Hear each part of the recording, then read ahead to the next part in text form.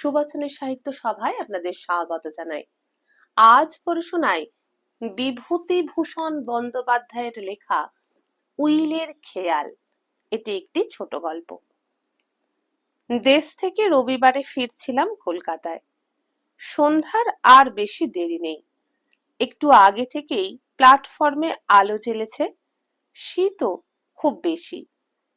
এদিকে এমন একটা কামরায় উঠে বসেছি যেখানে দ্বিতীয় ব্যক্তি নেই যার সঙ্গে একটু গল্পগুজব করি। আবার যার তার সঙ্গে গল্প করেও আনন্দ হয় না। আমার দরের কোনো লোকের সঙ্গে গল্প করে সুখ পাইনে, কারণ তারা যে কথা বলবে সে তো আমার জানা। তারা আমারই জগতের লোক, আমার মতোই লেখাপড়া তাদেরও, আমারই মতো কেরানিগিরি কে স্কুল মাস্টারি করে, আমারই মতো শনিবারে বাড়ি এসে আবার রবিবার কলকাতায় ফেরে। তারা নতুন খবর আমায় কিছুই দিতে পারবে না।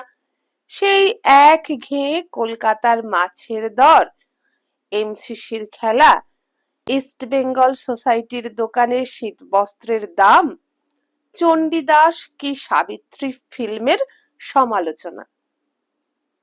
এসব শুনলে গা বমি বমি করে। বরং বেগুনের ব্যাপারী কি কন্যাদায়গ্রস্ত পাড়াগিয়ে ভদ্রলোক কি দোকানদার, এদের ঠিক মতো বেছে নিতে পারলে কথা বলে আনন্দ পাওয়া যায়, কিন্তু বেছে নেওয়া বড় কঠিন। কন্যাদায়গ্রস্ত ভদ্রলোক ভেবে যার কাছে গিয়েছি, অনেক সময় দেখেছি তিনি ইন্স্যুরেন্সের দালাল।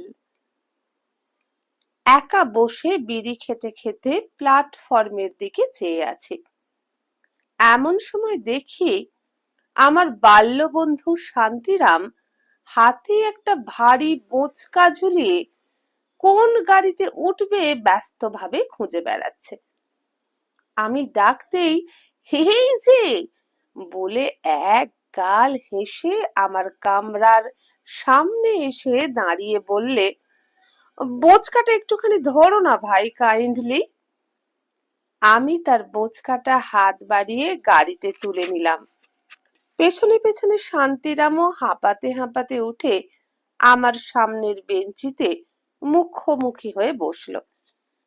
খানিকটা ঠান্ডা হয়ে আমার দিকে হাত বাড়িয়ে বললে, বিড়ি আছে? কিনতে ভুলে গেলাম তাড়াতাড়িতে। আর ক মিনিট আছে? 6:45 না রেলওয়ের? আমি ছুটছি সেই বাজার থেকে, ওই ভারী বোঁচকা প্রাণ একেবারে ভিড়িয়ে গিয়েছে। কলকাতায় বাসা করা গিয়েছে ভাই, শনিবারে শনিবারে বাড়ি আসি। বাগানের কলাটা মূলোটা যা পাই নিয়ে যাই এসে। সেখানে তো সবই বুঝলে না। দাঁতন কাঠিটা এস্তেক, তাও নগদ পয়সা। প্রায় 3-4 দিনের বাজার খরচ বেঁচে যায়। এই দেখো, ওল, পুঁইশাক, কাঁচা লঙ্কা, পাটালি। দেখি দেশলাইটা। শান্তিরামকে পেয়ে খুশি হলাম। শান্তিরামের স্বভাবই হচ্ছে একটু বেশি বকা, কিন্তু তার বকুনি আমার শুনতে ভালো লাগে। সে বকুনির ফাঁকে ফাঁকে এমন সব পাড়াগাঁয়ের ঘটনার টুকরো ঢুকিয়ে দেয় যা গল্প লেখায় চমৎকার, অতি চমৎকার উপাদান। ওর কাছে শোনা ঘটনা নিয়ে 2-একটা গল্প লিখেছিও এর আগে। মনে ভাবলাম, শান্তিরাম এসেছে ভালোই হয়েছে। একা একা 4 ঘন্টার রাস্তা যাব, তাতে এই শীত। তাছাড়া এই শীতে ওর মুখে গল্প জমবেও ভালো। হঠাৎ শান্তিরাম প্ল্যাটফর্মের দিকে মুখ বাড়িয়ে তাকাতে লাগলো। তারপরেই ডাকলো, অবনী, ও অবনী, এই যে এই গাড়িতে এসো এসো, কোথায় যাবে? গুটি 3-4 ছেলে মেয়ে, 25-26 বছরের স্বাস্থ্যবতী ও সুশ্রী এক পাড়াগাঁয়ের বউ আগে আগে, পিছনে একটি ফর্সা একহারা চেহারার লোক, সবার পিছনে বাক্স প্যাটরা মাথায় জন 2 কুলি। লোকটি আমাদের কামরার কাছে এসে দাঁড়িয়ে হেসে বললে, এই যে দাদা, কলকাতায় ফিরছেন আজই? আমি আমি একবার এদের নিয়ে যাচ্ছি পাঁচঘরার ঠাকুরের থানে। মসলন্দপুর স্টেশনে নেমে যেতে হবে, বাস পাওয়া যায়। দলটি আমাদের গাড়ির পাশ দিয়ে এগিয়ে খালি একটা ইন্টার ক্লাস কামরায় উঠল। শান্তিরাম চেয়ে চেয়ে দেখে বলল, তাই অবনী এখানে এলো না? ইন্টার ক্লাসের টিকিট কিনা? আঙুল ফুলে কলা গাছ, একেই বলে। ওই অবনীদের খাওয়া জুটতো না, আজ দল বেঁধে ইন্টার ক্লাসে চেপে বেড়াতে যাচ্ছে।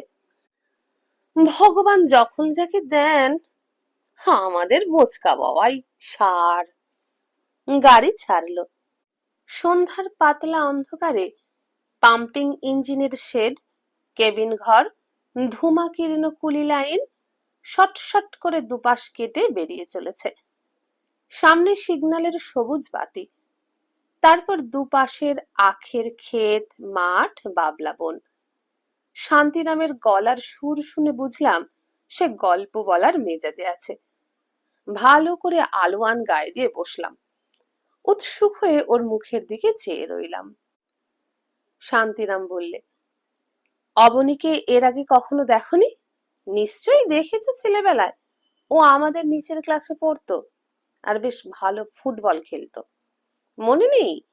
ওর বাবা কোর্টে নকল নবিশি করতেন। সংসারের অভাব অনটন টানাটানি বেড়েই চলেছিল। সেই অবস্থায় অবনীর বিয়ে দিয়ে বউ ঘরে আনলেন। বললেন, কবে মরে যাব, ছেলের বউয়ের মুখ দেখে যাই। বাঁচলেনও না বেশি দিন।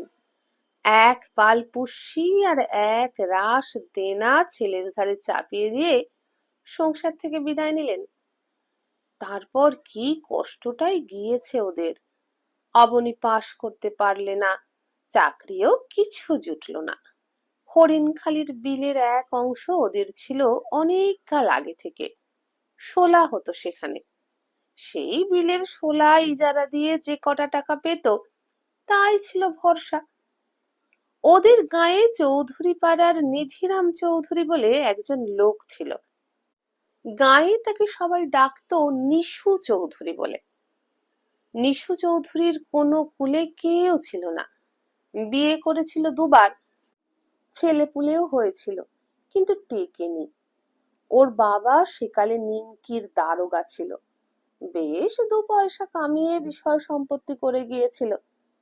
তা সালিয়ানা প্রায় ১,০০০-১,২০০ টাকা আয়ের জমা। আম কাঁঠালের বাগান, বাড়িতে ৩টে গোলা, এক একটা গোলায় ১.৫ পাট ২ পাট করে ধান ধরে, ২টো পুকুর, তেজারতি কারবার। নিশু চৌধুরী ইদানিং তেজারতি কারবার গুটিয়ে ফেলে জেলার লোন অফিসে নগদ টাকাটা রেখে দিত। সেই নিশু চৌধুরীর বয়স হলো, ক্রমে শরীর অপটু হয়ে গেল। সংসারে মুখে জলটি দেবার একজন লোক নেই। আবার পাড়া গাঁয়ের ব্যাপার তো জানো, পয়সা নিয়ে বাড়িতে কাউকে খেতে দেওয়া এ রেওয়াজ নেই। তাতে সমাজে নিন্দে হয়, সে কেউ করবে না। নিশু চৌধুরী এখন একবার অসুখে পড়ে দিন কতক বড় কষ্ট পেলে। এসব দিকে পাড়া গাঁয়ের জানো তো ভায়া, না পাওয়া যায় রাঁধুনি বাউন, না পাওয়া যায় চাকর, পয়সা দিলেও মেলানো যায় না। দিন ১০-১২ ভুগবার পর উঠে একটু সুস্থ হয়ে একদিন নিশু চৌধুরী অবনীকে বাড়িতে ডাকলে। বললে, বাবা অবনী, আমার কেউ নেই, এখন তোমরা ৫ জন ভরসা। তা তোমার বাবা আমায় ছোট ভাইয়ের মতো দেখতেন। তোমাদের পাড়ায় তখন যাতায়াতও ছিল খুব। তারপর এখন শরীরও হয়ে পড়েছে অপটু। তোমাদের যে গিয়ে খোঁজ খবর করব, তাও পারি নে। তা আমি বলছি কি, আমার যা আছে সব লেখাপড়া করে দিচ্ছি তোমাদের, নাও।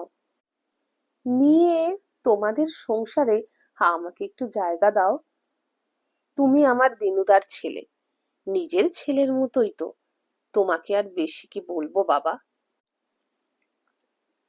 অবনী আশ্চর্য হয়ে গেল। নিশু চৌধুরীর নগদ টাকা কত আছে এ অবশ্যই কেউ জানে না, কিন্তু বিষয় সম্পত্তি, রায়, ধান, এইসব যা আছে এ গায়ে এক রায়েদের ছাড়া আর কারও নেই।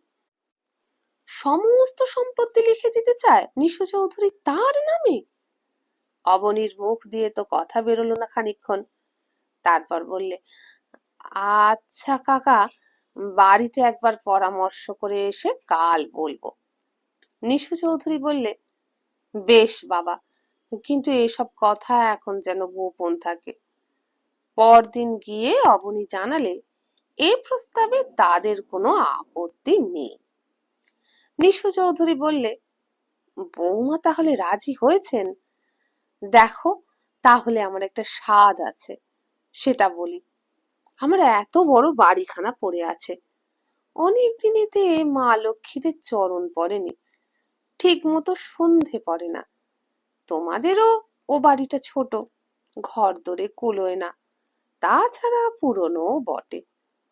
তোমরা আমার এখানে এসে ওঠো না সব শুদ্ধ, তোমাদেরই তো বাড়ি ঘর, তোমাদেরই সব দিয়ে যাব যখন, তখন এখন থেকে তোমরা নিজের বাড়ি না দেখলে নষ্ট হয়ে যাবে যে।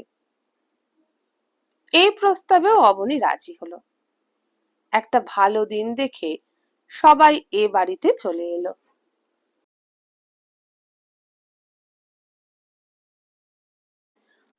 অবনীর বউ নিশু চৌধুরীর বাড়ি কখনো দেখেনি, কারণ সে ও পাড়ার বউ, এ পাড়ায় আসবার দরকার তেমন হয়নি কখনো। ঘর বাড়ি দেখে বউ যেমন অবাক হয়ে গেল, তেমনি খুশি হলো। নিশু চৌধুরীর বাবা রোজগারের প্রথম অবস্থায় শখ করে বাড়ি উঠিয়েছিলেন। তখনকার দিনে সস্তা গন্ডার বাজার ছিল, দেখে অবাক হবার মতো বাড়ি করেছিলেন তিনি। পাড়া গাঁয়ের পক্ষে অবশ্যই, কলকাতার কথা ছেড়ে দাও। মস্ত দোতলা বাড়ি, ওদের নিচে বড় বড় 7-8খানা ঘর, বারান্দা, প্রকাণ্ড ছাদ, শান বাঁধানো উঠোন, ভেতরের বাড়িতে পাকা রান্নাঘর, ইদারা, বাইরে প্রকাণ্ড বৈঠকখানা, বাড়ির পেছনে ফলের বাগান, ছোট একটা পুকুর, বাঁধানো ঘাট, পাড়াগাঁয়ের সম্পন্ন গেরস্থ বাড়ি যেমন হয়ে থাকে। ওরা বাড়িতে উঠে এসে জাঁকিয়ে সত্যনারায়ণ পুজো দিলে, লোকজন খাওয়ালে, লক্ষ্মী পুজো করলে। সবাই বললে অবনীর বউয়ের পয় আছে, নইলে অমন বিষয় সম্পত্তি পাওয়া কি আজকালকার বাজারে সোজা কথা। আবার অনেকেরই চোখ টাটালো। এসব হলো গিয়ে ও বছর ফাল্গুন মাসের কথা। গত বছর বৈশাখ মাসে নিশু চৌধুরী মারা গেল। জ্বর হয়েছিল। অবনী ভালো ভালো ডাক্তার দেখালে, খুলনা থেকে নৃপেন ডাক্তারকে নিয়ে এলো, বিস্তর পয়সা খরচ করলে। অবনীর বউ মেয়ের মতো সেবা করলে, কিন্তু কিছুতেই কিছু হলো না। অবনী বৃষৎসর্গ শ্রাদ্ধ করলে খুব ঘটা করে, সমাজ খাওয়ালে। তা সবাই বললে দেখে শুনে যে নিজের ছেলে থাকলে নিশু চৌধুরীর, সেও এর বেশি আর কিছু করতে পারতো না। তারপর এখন ওরাই সম্পত্তির মালিক।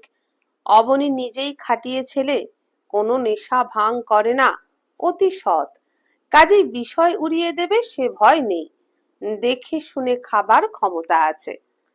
তাই বলছিলাম, ভগবান যাকে দেন এমনি করেই তাকে দেন। ওই অবনীর বউ আঁচল পেতে চাল ধার করে নিয়ে গিয়েছে আমার মাসিমার বাড়ি থেকে, তবে হাঁড়ি চড়েছে। এমন দিনে গিয়েছে ওদের।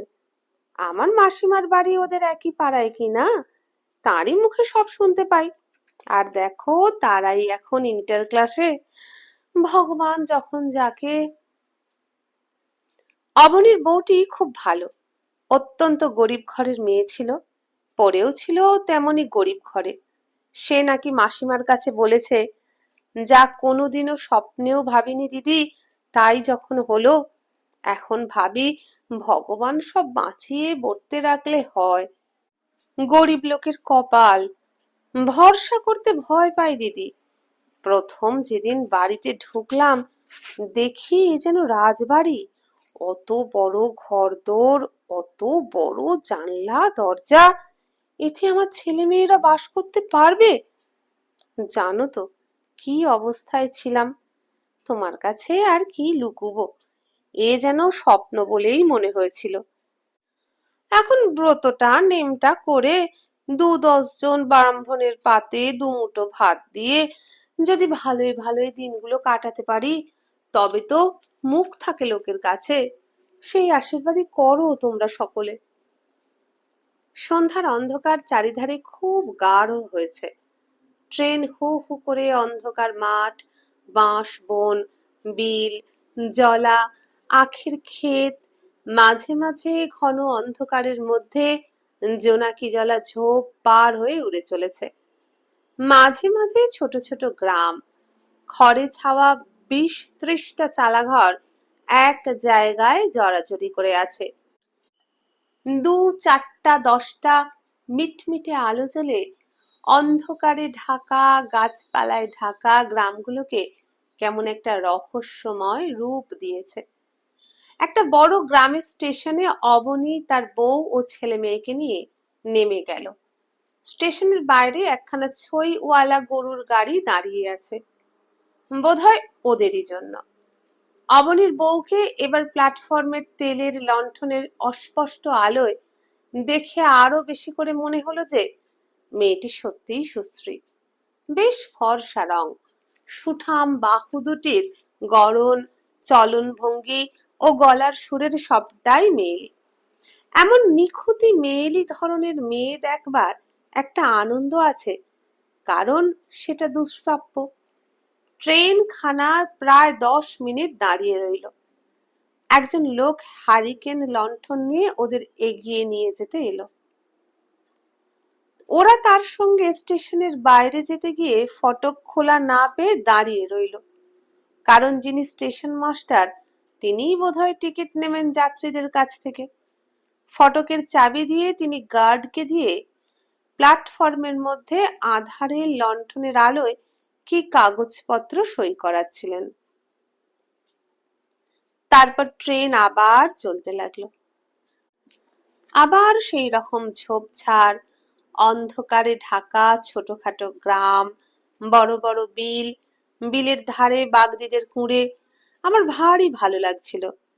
এইসব অজানা ক্ষুদ্র গ্রামে ঘরে ঘরে অবনীর বউয়ের মতো কত গৃহস্থ বধূ ভারবাহী পশুর মতো উদয়াস্ত খাটছে। হয়তো পেট পুরে দুবেলা খেতেও পায় না। ফর্সা কাপড় বছরে পরে হয়তো ২ কি ৩ দিন, হয়তো সেই পুজোর সময় একবার। কোনো স্বাদ আহ্লাদ পুরে না মনের, কিছু দেখে না, জানে না, বোঝে না, মনে বড় কিছু আশা করতে শেখেনি, বাইরের দুনিয়ার কিছু খবর রাখে না। পাড়া গাঁয়ের ডোবার ধারের বাঁশ বাগানের ছায়ায় জীবন তাদের আরম্ভ, তাদের সকল সুখ দুঃখ আনন্দ আশা নিরাশার পরিসমাপ্তিও ওইখানে। অবনীর বউ গৃহস্থ বধূদেরই একজন, অন্তত ওদের একজনও তার সাধের স্বর্গকে হাতে পেয়েছে। অন্ধকারে বসে আমি এই কথাই ভাবছিলাম। আমি কল্পনা করবার চেষ্টা করলাম অবনীর বউকে, যখন সে প্রথম নিশু চৌধুরীর বাড়িতে এলো। কি ভাবলে অত বড় বাড়িটা দেখে, অত ঘরদোর।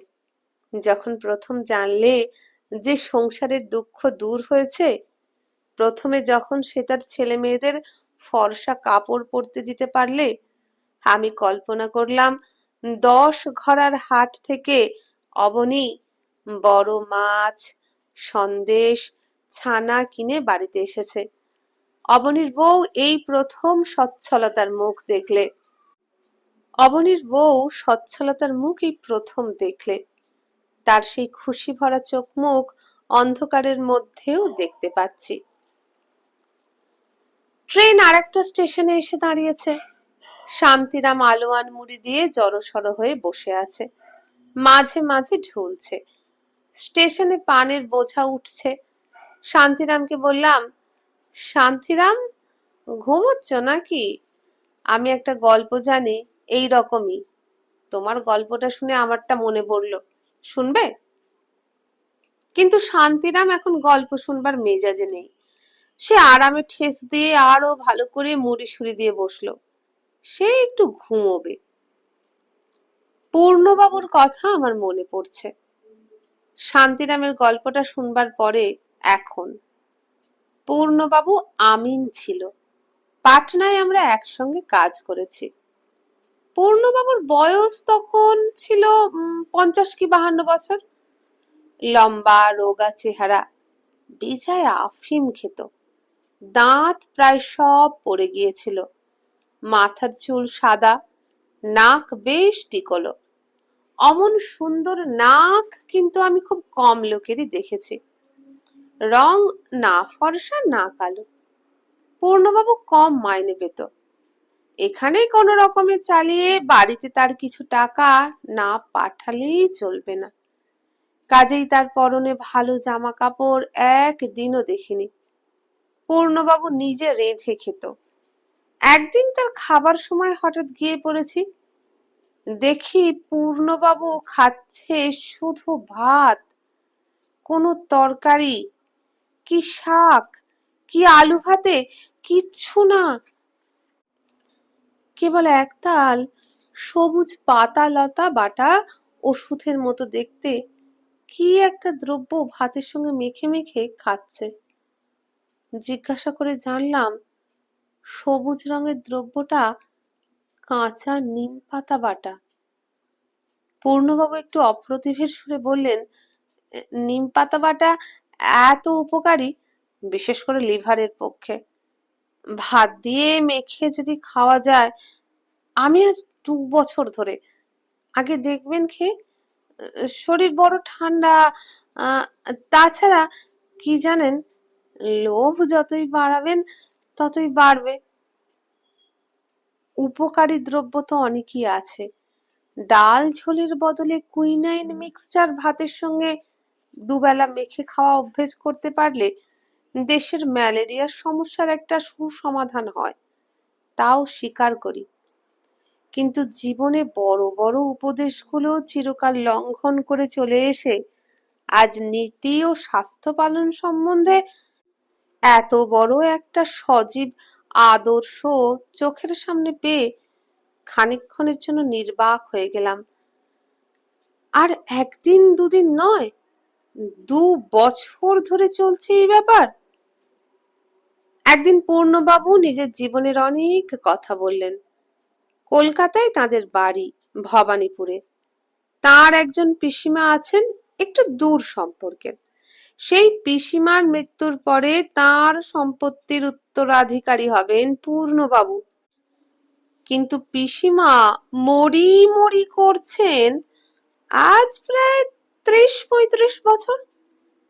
পূর্ণবাবুর বিবাহ হয় বাগবাজারের সম্ভ্রান্ত বংশের মেয়ের সঙ্গে, তবে তখন তাদের অবস্থা খুব ভালো ছিল না। পূর্ণবাবুদের পৈতৃক বাড়িও নেই কলকাতায়। ভবানীপুরে খুব আগে নাকি প্রকাণ্ড বাড়ি পুকুর ছিল। এখন তাদের 2 পুরুষ ভাড়াটে বাড়িতে থাকে। পূর্ণবাবুর 18-19 বছর বয়সে পিতৃবিয়োগ হয়। তিনি ছেলের জন্য শুধু যে কিছু রেখে যাননি তা নয়, ছেলেটাকে লেখাপড়াও শেখাননি। কারণ তিনিও জানতেন এবং সবাই জানতো যে লেখাপড়ার দরকার নেই। অত বড় সম্পত্তির যে মালিক হবে, 2 দিন পরে তার কি হবে লেখাপড়ায়? ছেলেটিও জ্ঞান হওয়া পর্যন্ত তাই জানতো বলে লেখাপড়া শেখবার কোনো চেষ্টাও করেনি। পূর্ণবাবুর শ্বশুরও তাই ভেবে মেয়েকে ওই গরিবের ঘরেই দিয়েছিলেন। পূর্ণবাবুর বাবা তো মারা গেলেন। পূর্ণবাবুর ঘাড়ে রেখে গেলেন সংসার, নববিবাহিতা পুত্রবধূ, অল্প কিছু দেনা। কিন্তু পূর্ণবাবুর ক্রেডিট তখন পুরো মাত্রায়। কি বাজারে, কি বন্ধু বান্ধব মহলে।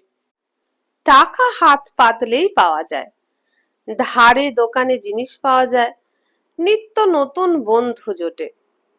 পূর্ণবাবু খুশি, পূর্ণবাবুর তরুণী বউ খুশি, আত্মীয় স্বজন খুশি, বন্ধু বান্ধব খুশি, কারণ সবাই জানে বুড়ি আর কদিন, না হয় মেরে কেটে 5 বছর।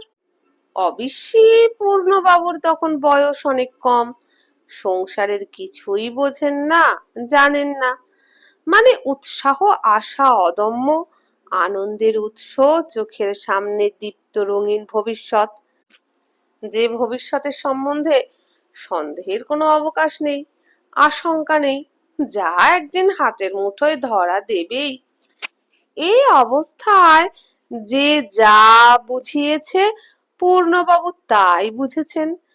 টাকা কড়ি ধার করে 2 হাতে উড়িয়েছেন, বন্ধু বান্ধবদেরও সাহায্য করেছেন ধারে যতদিন এবং যতটা নবাবি করা চলে, বাকি রাখেননি। কিন্তু ক্রমে বছর যেতে লাগলো, 2-3 বছর পরে আর ধার মেলে না, সকলেই হাত গুটিয়ে ফেললে। পাওনাদারদের যাতায়াত শুরু হলো এই জন্যে। আরো বিশেষ করে পূর্ণবাবু বাজারে ক্রেডিট হারিয়ে ফেললেন যে সবাই দেখলে পূর্ণবাবুর পিসিমা পূর্ণবাবুকে আদৌ ডাকেন না। পূর্ণবাবুকে না, তার বউকে না, ছেলে মেয়েকে না, কাউকে না। পিসিমার কাছে খাতির ফেলে বাজারেও পূর্ণবাবুর খাতির থাকতো। অনেকে বলতে লাগলো পূর্ণবাবুর পিসিমা ওদের দেখতে পারেন না, সমস্ত সম্পত্তি হয়তো দেবোত্তর করে দিয়ে যাবেন, একটি পয়সাও দেবেন না ওদের। পূর্ণবাবুর পিসিমার বিশ্বাস যে এরা তাকে বিষ খাইয়ে মারবে। যত বয়স হচ্ছে এ বিশ্বাস তার আরো দিন দিন বাড়ছে। এত করে হয়েছে এই যে পূর্ণবাবু কি পূর্ণবাবু স্ত্রীর কি পূর্ণবাবুর ছেলে মেয়ের পিসিমার বাড়ির ত্রিসীমানায় ঘেঁষবার জো নেই। কাজেই অত বড় সম্পত্তির উত্তরাধিকারী হয়েও পূর্ণবাবু আজ 30 টাকা মাইনের আমিনগিরি করছেন। আমি পূর্ণবাবুর এই গল্পে বিশ্বাস করিনি, কিন্তু সেটেলমেন্ট ক্যাম্পে আমরা একসঙ্গে 1.5 বছরের ওপর ছিলাম। এই 1.5 বছরের প্রায় প্রতিদিনই সন্ধ্যায় কি রাত্রে একসঙ্গে বসবার সুযোগ হলেই পূর্ণবাবু আমায় তার পিসিমার সম্পত্তির গল্প করতেন। কখন কোনটা হয়তো আগে বলে ফেলেছেন 6 মাস আগে, তার মনে থাকবার কথা নয়। আবার আজ যখন নতুন কথা ভেবে বলছেন, তখন খুঁটিনাটি ঘটনাগুলো 6 মাস আগের কাহিনীর সঙ্গে মিলে যেত। নানা টুকরো কথার জোড়াতালি মিলিয়ে এই 1.5 বছরে পূর্ণবাবুর সমস্ত গল্পটা আমি জেনেছিলাম। একদিন তিনি বসে আগাগোড়া গল্প আমাকে বলেননি, সে ধরনের গল্প করার ক্ষমতাও পূর্ণবাবুর ছিল না। সেই থেকে পূর্ণবাবুর দুর্দশার সূত্রপাত হলো। বন্ধু বান্ধব ছেড়ে গেল, শ্বশুর বাড়িতে খাতির কমে গেল, সংসারে দারিদ্র্যের ছায়া পড়ল। 2-1 জন হিতৈষী বন্ধুর পরামর্শে পূর্ণবাবু আমিনের কাজ শিখতে গেলেন, বউ ছেলেকে বাপের বাড়ি পাঠিয়ে দিলেন। এসব 30 বছর আগেকার কথা। এই 30 বছরে পূর্ণবাবু আমোদ প্রিয়, শৌখিন চিত্ত, অপরিণামদর্শী যুবক থেকে কন্যাদায়গ্রস্ত, রোগজীর্ণ, অকাল বৃদ্ধ, দারিদ্র ভারে কুব্জ দেহ 30 টাকা মাইনের আমিনে পরিণত হয়েছেন।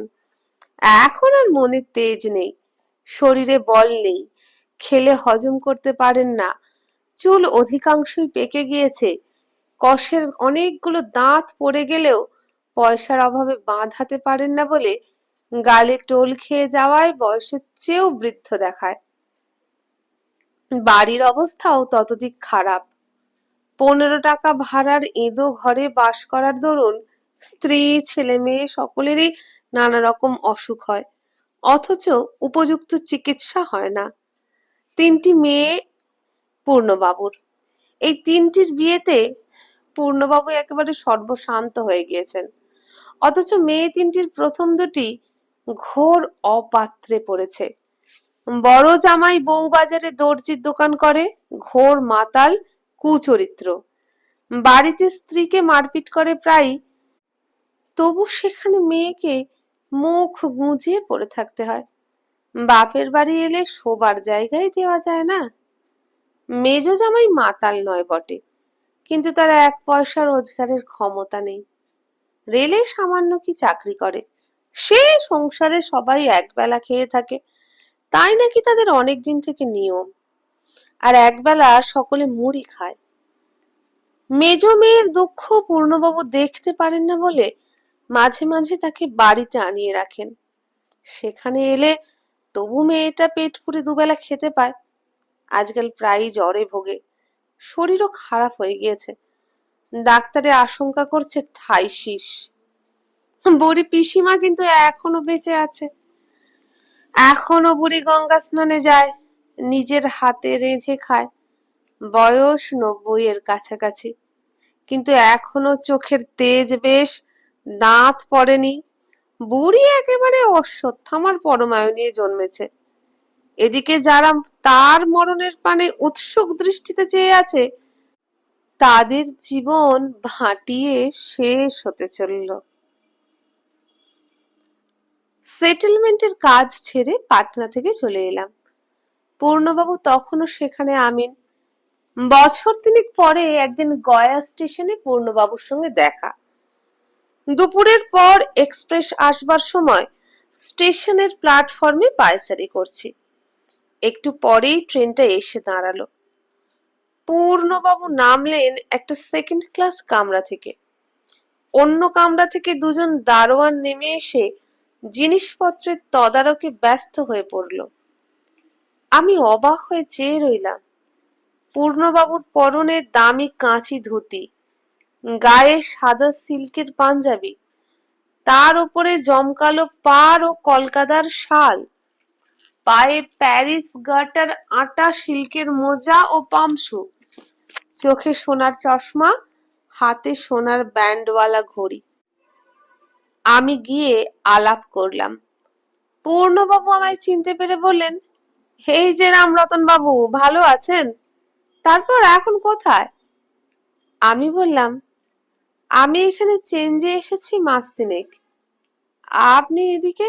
ইয়ে, তার অদ্ভুত বেশভূষার দিকে চেয়ে আমি অবাক হয়ে গিয়েছিলাম। পূর্ণবাবুকে এ বেশে দেখতে আমি অভ্যস্ত নই। আমার কাছে সুতির ময়লা চিট সোয়েটার ও সবুজ আলোয়ান গায়ে পূর্ণবাবু বেশি বাস্তব। তাছাড়া 54-55 বছরের বৃদ্ধের এ কি বেশ! কি ব্যাপারটা ঘটেছে তা অবশ্য পূর্ণবাবু বলার আগেই আমি বুঝতে পেরেছিলাম। জিনিসপত্র গুছিয়ে পূর্ণবাবু ওয়েটিং রুমে ঢুকলেন। তিনি সাউথ বিহার লাইনের গাড়িতে যাবেন। গাড়ির এখনো ঘন্টা 2 দেরি। একজন দারোয়ানকে ডেকে বললেন, ভূপাল সিং, এখানে ভালো সিগারেট পাওয়া যায় কিনা দেখে এসো, নইলে কাছে নিয়ে এসো এক বাক্স। আমায় বললেন, ওফ, অনেকদিন পর আপনার সঙ্গে দেখা। আর বলেন কেন, বিষয় থাকলেই হাঙ্গামা আছে। সামনে আসছে জানুয়ারির কিস্তি। তহসিলদার বেটা এখনো 1 পয়সা পাঠায়নি। লিখেছে এবার নাকি কলাই ফসল সুবিধে হয়নি। তাই নিজে যাচ্ছি মহালে, মাসখানেক থাকবো। গাড়িটা এখানে আসে কটায়? ভালো কথা, এখানে টাইম টেবিল কিনতে পাওয়া যায়? কিনতে ভুল হয়ে গেল হাওড়ায়। আমি জিজ্ঞাসা করলাম, আপনার পিসিমা? দারোয়ান সিগারেট নিয়ে এলো। পূর্ণবাবু একটা সরু ও সুদীর্ঘ হোল্ডার বার করলেন। আমার দিকে একটা সিগারেট এগিয়ে দিয়ে বললেন, আসুন। তারপর সিগারেট ধরিয়ে আরামে ধোঁয়া ছেড়ে বললেন, পিসিমা মারা গিয়েছেন আর বছর কার্তিক মাসে। তারপর থেকেই বিষয় আশায় ঝঞ্ঝাটে পড়েছি। নিজে না দেখলে কি জমিদারি টেকে? এই বয়সে আর ছুটোছুটি করতে পারি না। একটা ভালো কাজ জানা লোকের সন্ধান দিতে পারেন রামরতন বাবু? টাকা 40 মাইনে দেব, খাবে থাকবে।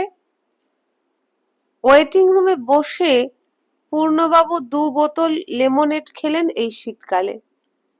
একবার দারোয়ানকে দিয়ে গরম জিলিপি আনালেন দোকান থেকে, একবার নিমকি বিস্কুট আনালেন, আর একবার নিজেই স্টেশনের বাইরের দোকান থেকে 1 ডজন কমলা লেবু কিনে আনলেন। আমায় প্রতিবারই খাওয়ানোর জন্য পিড়াপিড়ি করলেন, কিন্তু আমার শরীর খারাপ, খেতে একেবারেই পারিনে। সেই কথা জানিয়ে ক্ষমা চাইলাম। একটু পরেই পূর্ণবাবুর ট্রেন এসে পড়ল। দিন 15-20 পরে আবার বেড়াতে গিয়েছে স্টেশনে। সেদিন শীত খুব পড়েছে, বেশ জ্যোৎস্না, রাত 8টার কম নয়। স্টেশনের রাস্তা যেখানে ঠেকেছে সেখানে চপ কাটলেটের চায়ের দোকান থেকে কে যেন আমার নাম ধরে ডাকলে, ও রামরতন বাবু, এই যে এইদিকে এদিকে। ফিরে চেয়ে দেখি পূর্ণবাবু একটা কোণে টেবিলে বসে। পূর্ণবাবুর মাথায় একটা পশমের কান ঢাকা টুপি, শালের কমফর্টার গলায় জড়ানো, হাতে দস্তানা। আমায় বললেন, আসুন, বসুন, কিছু খাওয়া যাক। আজ ফিরে এলাম মোহাল থেকে, এই রাতের গাড়িতে ফিরবো কলকাতায়। কিছু খাবেন না? না না, খেতেই হবে, কিন্তু সেদিন তো কিছুই খেলেন না। এই বয়, ইধার আও। আমাকে জোর করে পূর্ণবাবু চেয়ারে বসালেন। তারপর তার নিজের জন্য যা খাবার অর্ডার দিলেন তা দেখে আমার জন্য তো হৃৎকম্প উপস্থিত হয়ে গেল। এত খাবেন এই বয়সে পূর্ণবাবু? আর তাও একটা অতি বাজে দোকানে। খান আষ্টেক চপ, খান চারেক কাটলেট, 1 প্লেট মাংস, পাউরুটি, ডিমের মামলেট, পুডিং, কেক, চা। তিনি কিছু বাদ দিলেন না। আমাকে দেখিয়ে বললেন, এই বাবু কো ওয়াস্তে 1 প্লেট মাটন আর 3 পিস। আমি সবিনয়ে বললাম, আমার শরীর তো জানেন পূর্ণবাবু, ওসব কিছু আমি খেতে পারি না। আরে তা হোক, তা হোক, শরীর শরীর করলে কি চলে? খান খান, মাংসটা বেশ করেছে। কলকাতায় মাংস রাঁধতে জানে না মশাই রেস্টুরেন্টে। আমি ঝাল পছন্দ করি, কলকাতায় শুধু মিষ্টি। খেয়ে দেখুন মাংসটা। কাটলেটেও এরা কাঁচা লঙ্কা বাটা দিয়েছে, ভারী চমৎকার খেতে। এই বয়, আর 2টো কাটলেট। কথা শেষ হবার আগেই তার বেজায় কাশির বেগ হলো, কাশতে কাশতে দম আটকে যায় আর কি। একটু সামলে বললেন, বড্ড ঠান্ডা লেগেছে মহালে, সেই জন্য বেশ একটু গরম চা। চপ খেয়ে দেখবেন, ভারী চমৎকার চপ করেছে। এই বয়, আমি কথাটা মুখ ফুটে বললাম, পূর্ণবাবু, আপনার শরীরে এসব খাওয়া উচিত নয়, আর এ ধরনের দোকান তো খুব ভালো নয়। চা বরং 1 কাপ খান, কিন্তু এত এইগুলো খেলে। পূর্ণবাবু হেসে উড়িয়ে দিলেন, খাবো না? বলেন কি রামরতন বাবু, খাবার জন্যই সব। শরীরকে ভয় করলেই ভয়, ওসব ভাবলে কি আর। আপনিও যেমন। রেস্টুরেন্ট থেকে বার হয়ে আমাকে নিচু গলায় বললেন, কিছু মনে করবেন না রামরতন বাবু, একসঙ্গে অনেকদিন কাজ করেছি এক জায়গায়। এখানে কোনো ভালো বাইজি বাড়ি টাড়ি আছে? থাকে তো চলুন না আজ রাতটা। শুনেছি পশ্চিমে নাকি ভালো ভালো। কলকাতায় না হয় আজ নাই গেলাম। আমি বুঝিয়ে বললাম, পশ্চিমে যেসব জায়গায় ভালো বাইজি থাকে গয়া সে তালিকায় পড়ে না, বিহারের কোথাও নয়, কাশী, লখনৌ, দিল্লি, ওদিকেই সত্যিকারের বাইজি বলতে যা বোঝায় তা আছে। পূর্ণবাবু বললেন, পাটনাতেও নেই? আমারও তাই মনে হয়। এদিকে আর কোথাও নেই? না হয় এমনি আর কোথাও। কোথাও কিছু নেই, আমি ঠিক জানি। পূর্ণবাবু ওয়েটিং রুমে ঢুকে আমায় বসতে বললেন। পূর্ণবাবুকে আরো বৃদ্ধ দেখাচ্ছিল। আমি তার বাড়িতে কে কেমন আছে জিজ্ঞেস করলাম। থাইসিসের রোগী সেই মেয়েটিকে বাড়িতে রেখেই চিকিৎসা করাচ্ছেন। বড় ছেলেটি বাপের সঙ্গে ঝগড়া করে নিরুদ্দেশ হয়ে গিয়েছে আজ বছর 2। সম্পত্তি পাবার আগেই কাগজে কাগজে বিজ্ঞাপন দিয়ে তার খোঁজ করছেন। অনেকক্ষণ পর্যন্ত এসব গল্প শুনলাম বসে বসে। পূর্ণবাবু গল্পের মধ্যে আরো 2বার চা আনিয়ে খেলেন। ব্যাগ খুলে ওষুধ খেলেন 3-4 রকম। কোনোটা কবিরাজি, কোনোটা বিলিতি পেটেন্ট ওষুধ। 2 প্যাকেট সিগারেট শেষ করলেন। দেখলাম পূর্ণবাবু চিরবঞ্চিত জীবনের সর্বগ্রাসী তৃষ্ণার ভোগ লালসা মেটাতে উদ্যত হয়েছেন বিকারের রোগীর মতো। চারিধারে ঘনায়মান মৃত্যুর ছায়ার মধ্যে স্বল্পতৈল জীবনদীপের আলো যত সংকীর্ণ থেকে সংকীর্ণতর জ্যোতিবৃত্তের সৃষ্টি করছে, উনি ততই উন্মাদ আগ্রহে যেখানে যা পাবার আছে পেতে চান, যা নেবার আছে নিয়ে নিতে চান। জীবনে ওর যখন সুবৃষ্টি এলো, জল না পেয়ে তখন তা আধমরা। সেই এলো, কিন্তু এত দেরি করে ফেললে। আমায় বললেন, একটু কিছু বাড়াবাড়ি খেলেই ওষুধ খেয়ে রাখি, আর হজম করতে পারি না এখন। আমাদের পাড়ায় আছে গদাধর কবরেজ, খুব ভালো চিকিৎসা করে। 1 সপ্তাহে ওষুধ নেয় 2 টাকা। তারই কাছে ভাবছি এবার। পূর্ণবাবুর সেই নিম পাতা বাটা মেখে ভাত খাওয়ার কথা মনে পড়ল। আরো মনে পড়ল পূর্ণবাবুর প্রথম জীবনের শৌখিনতার কথা। এখন তিনি বুঝেছেন আর বেশি দিন বাঁচবেন না। চিরবঞ্চিত জীবনের সর্বগ্রাসী তৃষ্ণায় ভোগ লালসা তাঁর বিকারের রোগীর মতো অসংযত, অবুঝ। শান্তিরামকে গল্পটা বলবো ভেবেছিলাম, কিন্তু সে দিব্যি নাক ডাকিয়ে ঘুমোচ্ছে। বন্ধুরা, এখানেই শেষ হয়ে গেল আজকের গল্পটি। কেমন লাগলো? যদি ভালো লাগে একটা লাইক করবেন, বন্ধুদের সঙ্গে ভিডিওটা বেশি বেশি করে শেয়ার করবেন। আর যদি আমার চ্যানেল এখনো সাবস্ক্রাইব করে না থাকেন, তাহলে আমার চ্যানেলে সাবস্ক্রাইব করে আমার মনোবল বাড়াতে সাহায্য করবেন। আজকের মতো বিদায় নিলাম। নমস্কার।